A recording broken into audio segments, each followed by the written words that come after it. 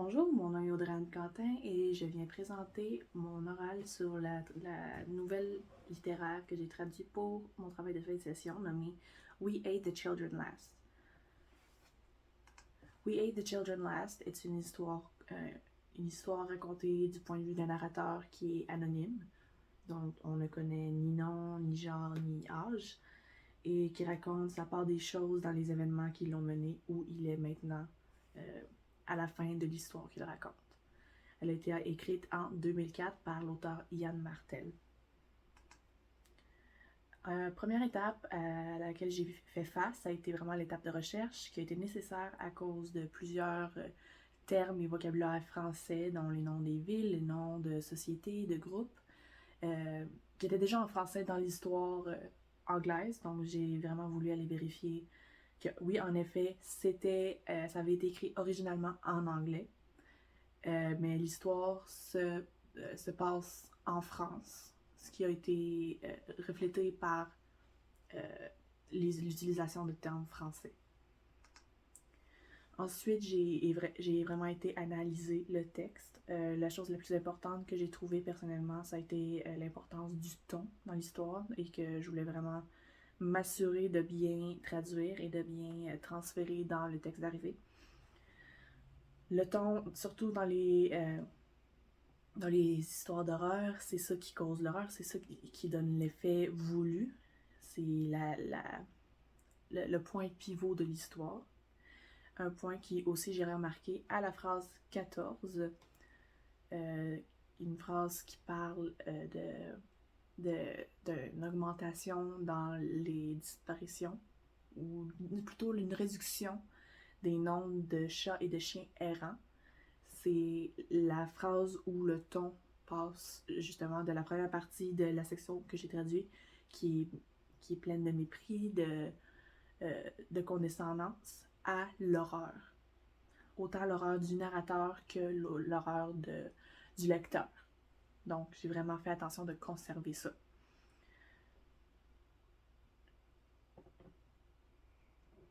Donc, une autre chose aussi que j'ai remarqué, qui a été très importante selon moi, ça a été l'utilisation et la répétition l'utilisation d'énumération et de répétition par l'auteur. Autant la répétition de structure de phrases que de mots. Et de longueur de phrases aussi, j'ai remarqué qu'elle a été très utilisée. Donc, j'ai vraiment cherché à suivre la même forme de phrase que lui, afin de garder le même système de répétition qui vient vraiment renforcer le sentiment d'horreur et de peur chez le lecteur. Ensuite, bien sûr, je me suis mis à traduire. Il a fallu que je fasse de l'étoffement à certains endroits, de l'économie à d'autres. L'endroit le plus important, je pense, où j'ai fait un étoffement le plus remarquable, selon moi, ça a été à la phrase 4, qui commence avec une formule qui est plutôt difficile à rendre en français, qui dit « What better, more visionary remedy ?»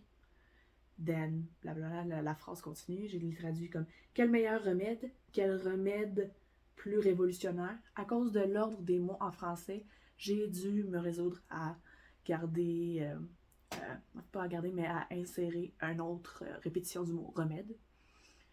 Ensuite, j'ai été chercher beaucoup de termes qui m'ont posé problème. Un des plus importants, je dirais, qui m'ont posé problème, ça a été Telltale Mark, qui en fait, la manière de l'auteur d'écrire la preuve physique de la chirurgie dont l'histoire parle.